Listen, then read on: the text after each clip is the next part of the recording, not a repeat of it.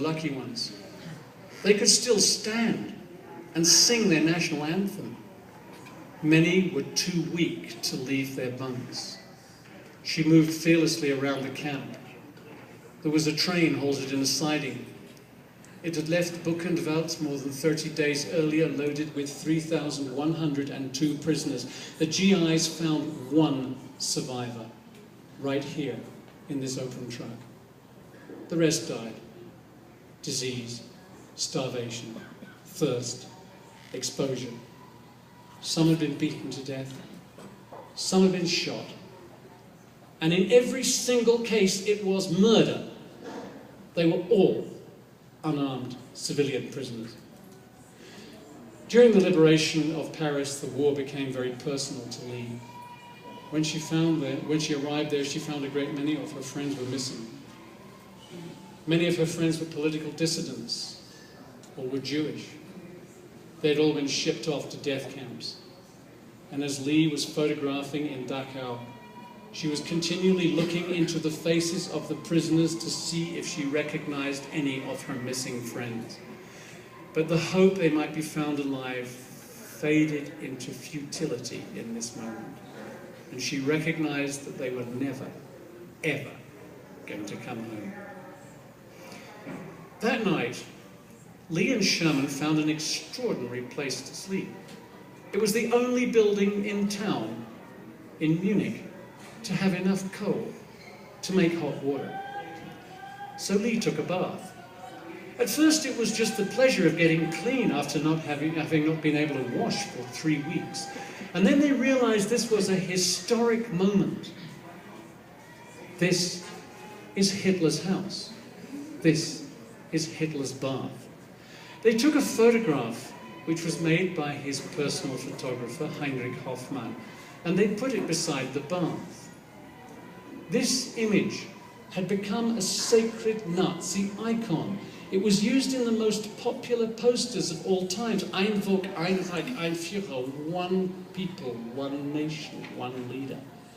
And that poster was the kind of emblem of the Nazis, and it was all over Germany. So the positioning of that photograph beside the bath is a perfectly calculated snub.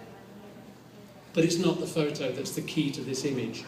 It's the boots, because these boots that morning had carried Lee Miller around Dachau, and now she is stamping the filth of that place into Hitler's nice, clean bath mat. She is not there as his guest. She is there as a victor. And there's something else. Because completely unknown to Lee and Sherman, at 4:45 that afternoon, way across Germany in Berlin, Hitler and Eva Braun had killed themselves in their bunker. Lee and Sherman stayed for a few days in Hitler's apartment.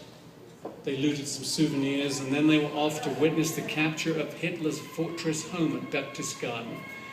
Lee and Sherman went to Wachenfeld, where Hitler's Berghof, his mountain headquarters, was. And here they witnessed the building burning to the ground. That's Sherman in the foreground, holding the flash gun. They called it the funeral pyre of the Third Reich. In this moment, they were about 5 kilometers deep into enemy territory, way ahead of the front line of the army. A few days later, the war ended. Sherman was recalled to New York. Lee lost her wartime buddy. Lee turned east to follow the GIs into Austria. In Vienna, the soprano Irmgard Seefried sang an aria from Madame Butterfly in a symbolic triumph of art over destruction. But there were few triumphs in a nearby children's hospital. The black market gangsters had stolen all the drugs, exactly as was shown in the movie, The Third Man. Lee wrote in a dispatch that unsurprisingly was never published in Vogue. For an hour, I watched a baby die. He was dark blue when I first saw him. He was the dark, dusty blue of these waltz-filled Vienna nights. The same color as the striped garb of the Dachau skeletons, the same imaginary blue as Strauss's Danube. I thought all babies looked alike, but that was healthy babies. There are many faces for the dying. This wasn't a 2-month baby. He was a skinny gladiator. He gasped and fought and struggled for life. And a doctor and a nun and I just stood there and watched. There was nothing to do. In this beautiful children's hospital, with its nursery-rhyme walls and screenless windows, its clean white beds, its brilliant surgical instruments, and its empty drug cupboards, there was nothing to do but watch him die. This tiny baby fought for his only possession, life, as if it might be worth something. The idea that had kept Lee going was that the war was going to finish the Nazis for good and put an end to social injustice. But it didn't happen like that. She was appalled by the way the world seemed to want to turn its back on the awful sufferings that were still going on through Europe. In Budapest, she photographed the execution of Laszlo Bardosi, the fascist ex-prime minister of Hungary.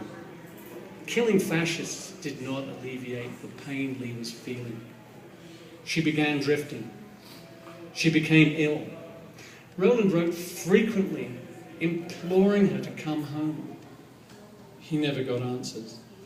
She was drifting, acutely depressed.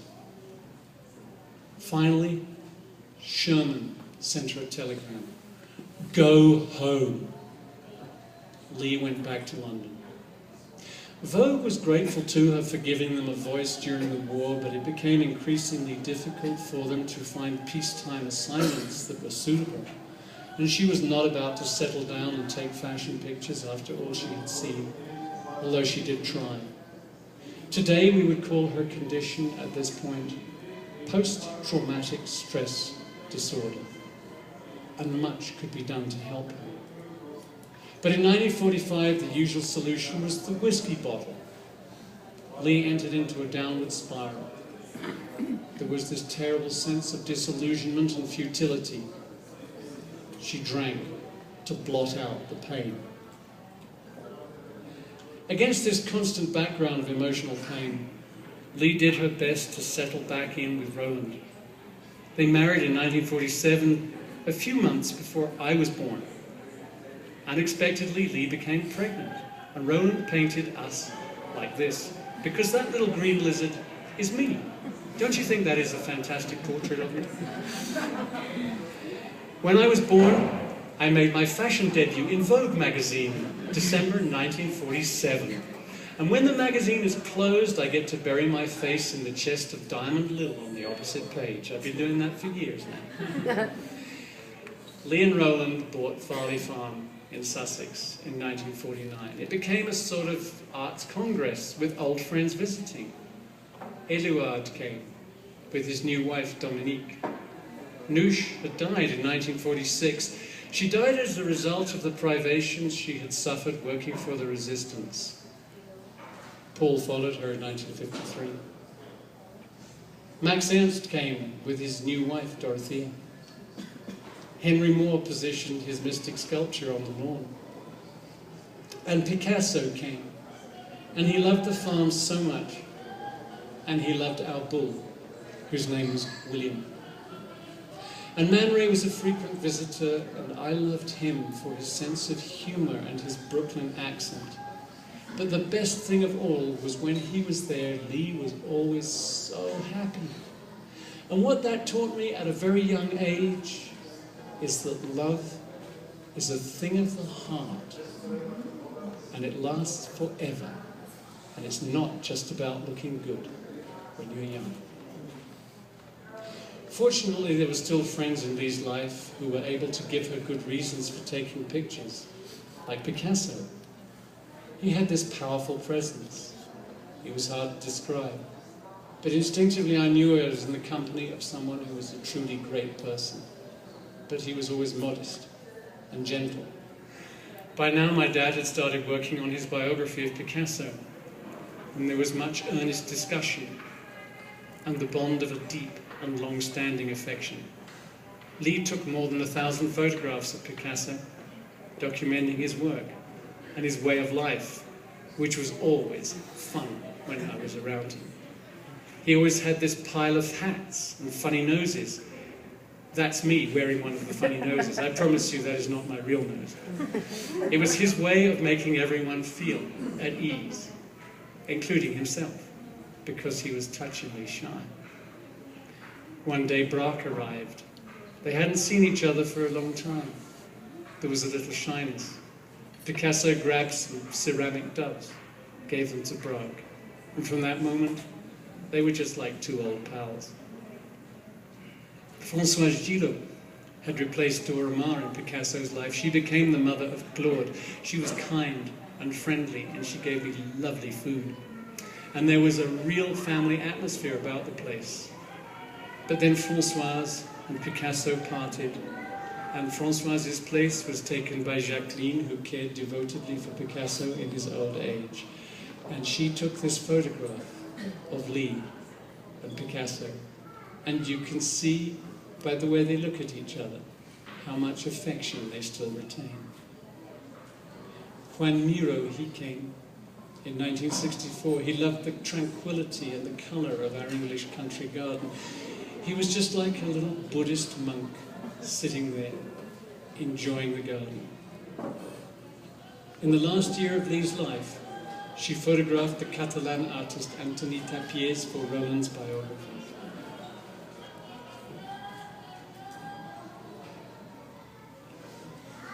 Lee and I had a very difficult time together. I don't know if you have had the experience of growing up with an alcoholic parent. If any of you have, you will agree, I think, that it can be really scary at times because of the extreme personality changes that occur.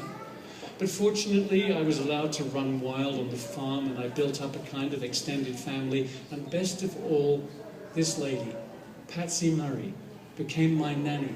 And she gave me all the love and security I needed, and I carefully avoided Lee and her unpredictable temper. But as I got older, we quarreled, and we became to hate each other with particularly fine points. And this went on until my 20s, when I met Susanna, my late wife. We returned home from living overseas after 3 years, and Susanna made a bridge between Lee and me, and we started on opposite ends of this bridge, and we met in the middle. And we became friends, and it felt good. But it was only just in time, because Lee was diagnosed with cancer. She lived just long enough to meet our first daughter, Amy, who was born in April of 1977, and Lee died at home 27th of July that year. When Lee died, everyone had forgotten about her as a photographer, and that was the way she wanted it, because she had hidden her entire output of work in boxes in the attic, and this is where Susanna found them, and with the help of others we began piecing her life together. I had known nothing about her life or her career, but I found it all.